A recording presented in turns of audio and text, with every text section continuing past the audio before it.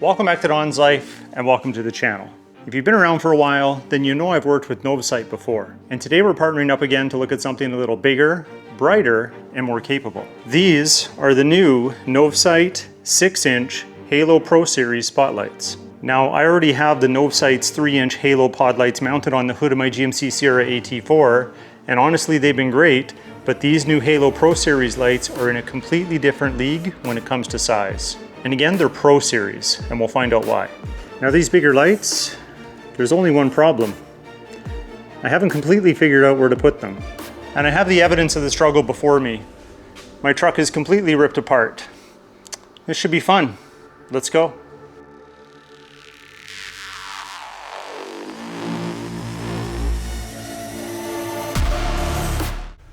So where to mount the lights? That is the issue I had to solve for. So originally, I thought I would put them here. The same place that I have my 3-inch pod lights from Novsight. And I thought this might work pretty well, except I was concerned about the weight. So I did some test fitting and I tried to do the shake test, and I feel they failed. So they were not able to go here. Even though I looked at some heavier duty brackets, I still didn't find any I was completely satisfied with. So right here was a no-go. So then that brought me to here. I found a nice heavy duty bracket, actually mounts inside behind the fender here and puts the light in front of the pillar. So it's not really obstructing the view of the passenger or the driver. However, I didn't know I'd have to give up my bullet antenna and go back to my whip antenna. And you also have to notch this quite a bit. It says just some mild cutting. No, you really have to chop it up. Even though I put the brackets here and tried it all out, I decided against it. So then that brought me here. Here I have a 42-inch light bar, and I was thinking I could put a light on each side, but it just didn't look right. I'd rather have 5 individual round lights up there, or 7, something like that, or 6, a big number, but I only have 2. So I decided this isn't the right time to do that up there. So that brings me to the bumper. I took off the bumper trim because I've decided what to do. I've also taken off my fender flares because I've decided that they're going to bolt onto the bumper, and I needed some access, and I needed access to the top of the bumper, so this is what I landed on. I've taken the brackets that I was going to use up on those pillars, and I've chopped them up and relocated them down here. And by chopping them up, I mean I drilled a hole in them. It's okay if I want to drill a hole in my aftermarket steel bumper, and I've sealed everything up so it shouldn't rust from the inside out. But these, I think, are going to serve me well because I'm able to put everything back on the truck in stock form, no cutting, and then have lights that'll line up right in the center of the grille. But I'm getting ahead of myself. We haven't even taken a closer look at these lights to figure out why they're the Pro Series, how maybe you could wire them up to your vehicle, talk about how I'm going to wire them up to mine. So let's go do that right now. And sorry you don't get the full unboxing experience because I did open it up for some test fitting, but they do present everything quite nice.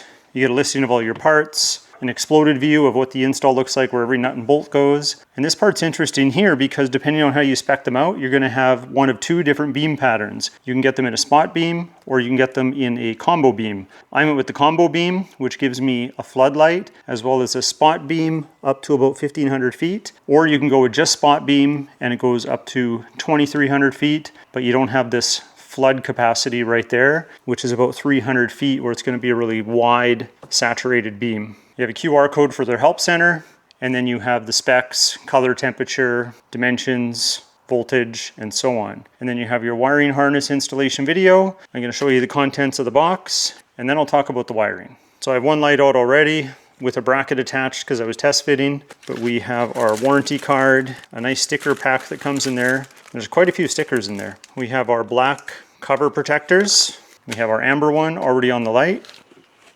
And then all your wiring and brackets are under here. Right now I just have the cable ties, some nuts and bolts, the hardware, and then the other light bracket. And then I moved all the wiring to here because I'm going to demonstrate how you would hook it up to a battery, how the switching all works. We'll hook it up to a light and we'll demonstrate it.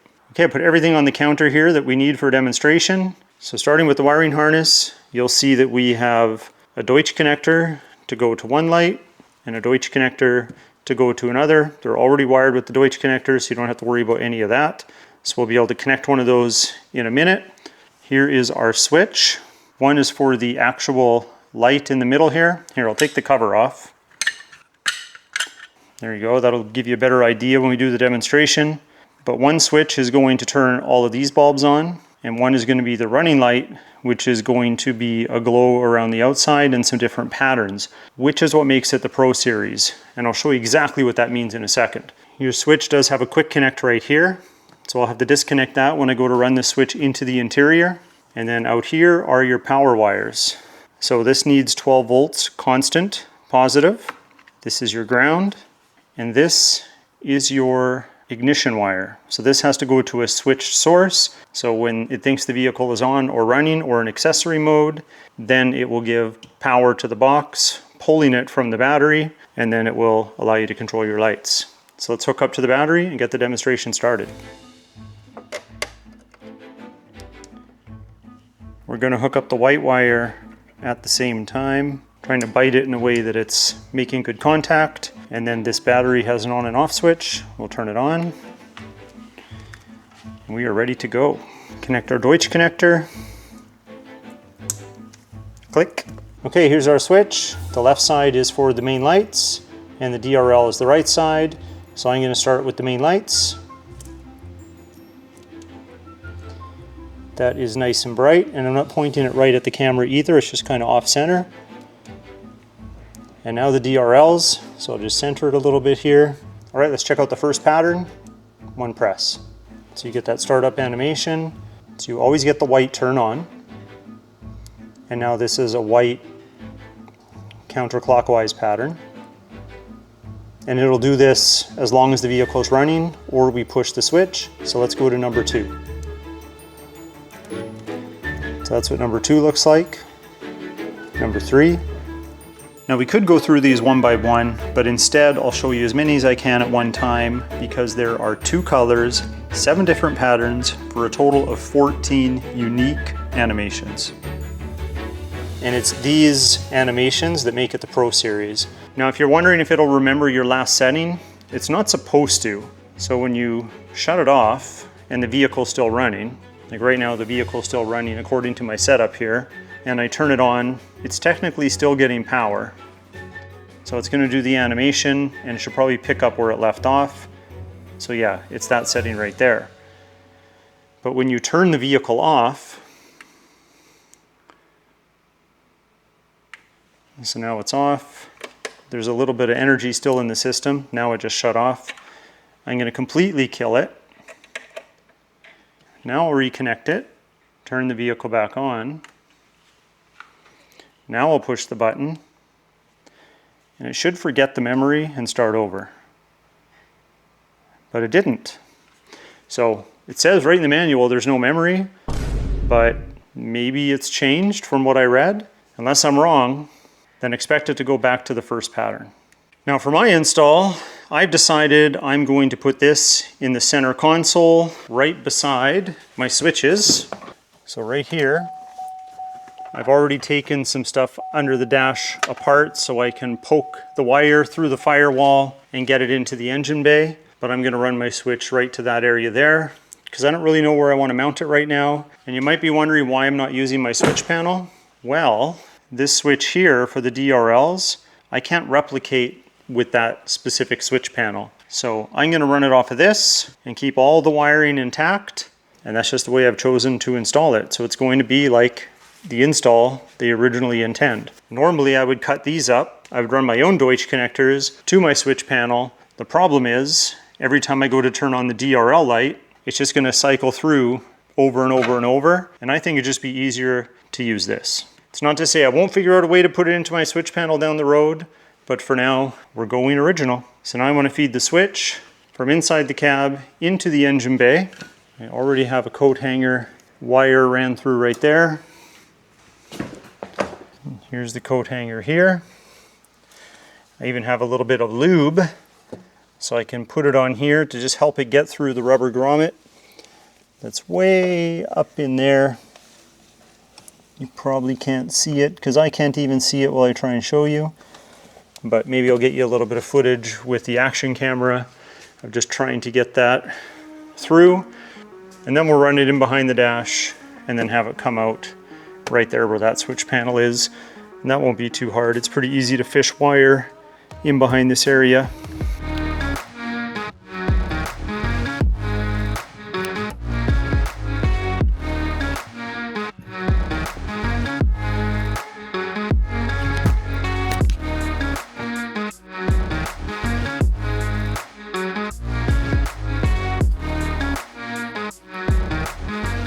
Okay, now to run our wiring. I'm gonna have everything right behind the headlight right here. I've got my switch wiring ready to go. So this will all be right here. First we'll run each of these to each light location. You can see just how long these are, very long. You can always extend them, they're a standard connector. But we're gonna drop these down and grab them from underneath. Easy. I'll start with the farthest one away first. I have a winch in there, so we just want to make sure that the wire is not in the way of the winch. There's these little openings here, and I should just be able to pass it through and reach it from the other side. There we go. See, I have it right here. Just pull that through. Yeah, that'll be just fine. Just reach my hand through here again. Lots of room to work behind here on this bumper. So that is that. I think what I'm going to do is have the wiring come in behind here, and then I'll tuck it in that cavity so it's less exposed. But I mean, this is all covered up anyway, but I think it'll be good to have it, you know, kind of tucked in there. So I'm going to leave a little bit of slack right here, and then I'll tighten it all up once I put the lights kind of mocked up where they're going to go. So that means this one can be bundled up with a cable tie right in here, just so we can get rid of some of this slack. There, everything's nice and tight back here. Now we'll put our bracket on. So both of our lights are ready to mount. So this can go this way, which is the way I'm going to do it. Or if you need them to protrude out a bit, you can flip it around and go that way. I've measured mine that we should be able to go this way without an issue. Now these hex bolts have a lock washer, put that on first, and then a flat washer. And then it's just a matter of lining up the threads. I just like to go on a couple turns. Because these brackets, they're actually a little wider right now. You see, like they go left and right. They don't fit on here really tight. It's going to compress. So just start them all loose, and then you won't have as much of an issue getting them on, because if I tighten down one side, it's going to push this side out. So I just want to get it started. Before I go too far, I'm going to need to put my nut in the top here. So through the top, I need to have this ready to go. And later I might go with some black hardware that's not as long, because the bottom is going to show once I mount these, but it is not going to be the focus of this setup, because this big 6-inch light is going to hog all the attention. The top screw here holds it in place as the pivot point, and then the bottom one you adjust once you get the angle that you want. I'm just doing them snug for now. I'll tighten them up more when we're done. Okay, mock-up time. I had to make sure that my hardware wasn't going to hit the angle of the bumper either. So I'm thinking it'll just come around this side. It's going to go under the plastic that's going to be here, so it really doesn't matter. It's going to be tucked in behind anyway. And now I can kind of figure out how I want to bundle this up. So I can't do it all right now because we're going to have to put the bumper back on, but I'll be able to reach up through the bottom when I'm done to tuck it in properly. So for now, it's got to be disconnected. Let's go work on the other side. So there you go. Yeah, same plan. We'll connect this and then we'll stuff it in there later. Now I know I'm losing some of you based on the placement of these lights, but I think they're going to look good. But again, what do I know? We'll figure it out. So now we just have to hook up the wiring. I'm going to cheat because I have easy access with my switch panel here. I take off the cover. I have my remote turn on and my power leads right there. This is direct to the battery and this is fused, so I'm not worried it's not going to overload anything over here. I'm just connecting to essentially extensions from the battery. If I had to do all of this all over again with all the lighting, the accessories like the winch and so on, I would add a bus bar, which I'm still contemplating because I could take everything out, set up a bus bar and tidy up the wiring in there. It's just a lot of wiring, but I feel that it's all connected properly. It's just a lot. Okay, that's wired up. The wiring's right there. Just plug this light in here so we can do a quick test, make sure this all works. Remember, I'm wired into that switch panel. So I have an override that wired up a long time ago, one of my previous videos. So I can remotely turn it on, which now it thinks the vehicle is turned on. So now we'll check our switch, which I put right here. So that's the main light. Yes, that works. I got the amber cover on it right now. And in case you were wondering, for these animations or the DRL, it can be on simultaneously with the spotlight or the floodlight, whatever you have. So right now both are on.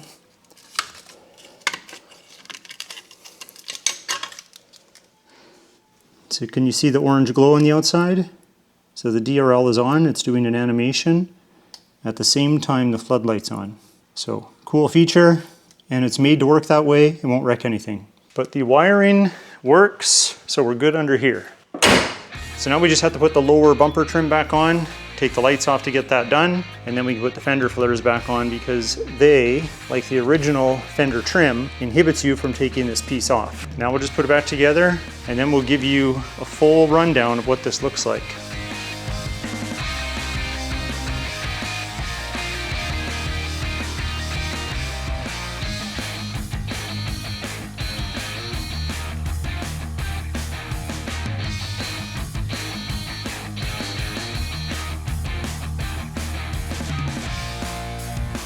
We are so close. I can't wait to get this done. We're just gonna finish up getting the fender flares connected properly. There's some clips that go on the sides connecting to the original fender trim, and then the nuts have to go on for both sides. Then we'll attach the lights, and then we'll show you all the lighting. This is my excited face.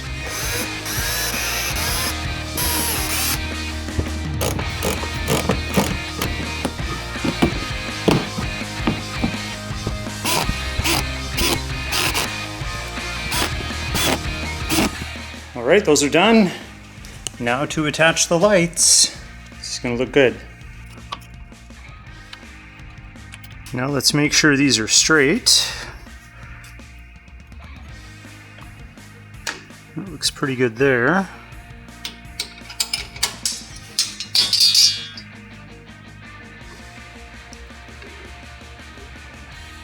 I have them point down just a little bit.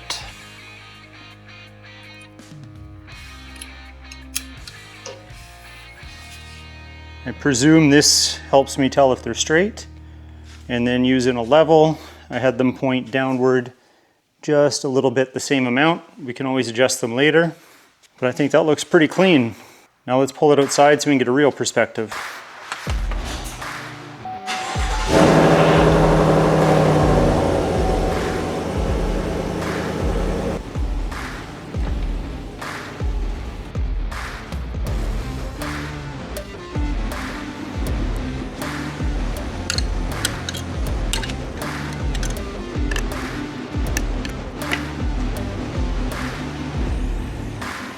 Man, they look good.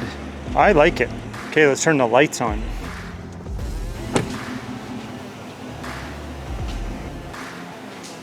Okay, let's turn all the lights on.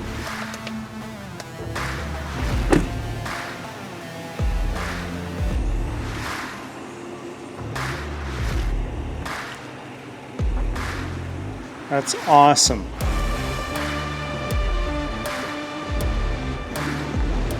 I think we did good. We'll have to let it get a little darker and check this out at night.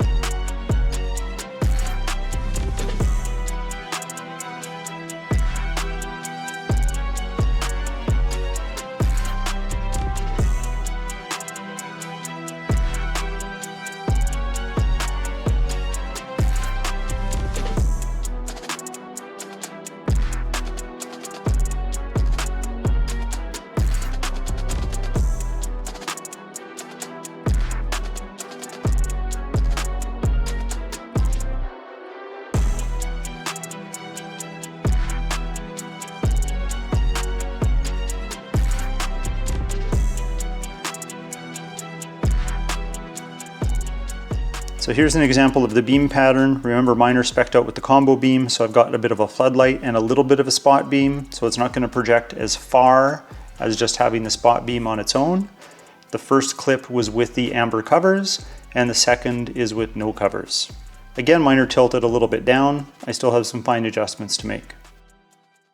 Well, there you have it. After spending way too much time trying to decide where to mount these lights on my GMC Sierra, I believe that we got it in a good place. And the most important part is that the install is clean.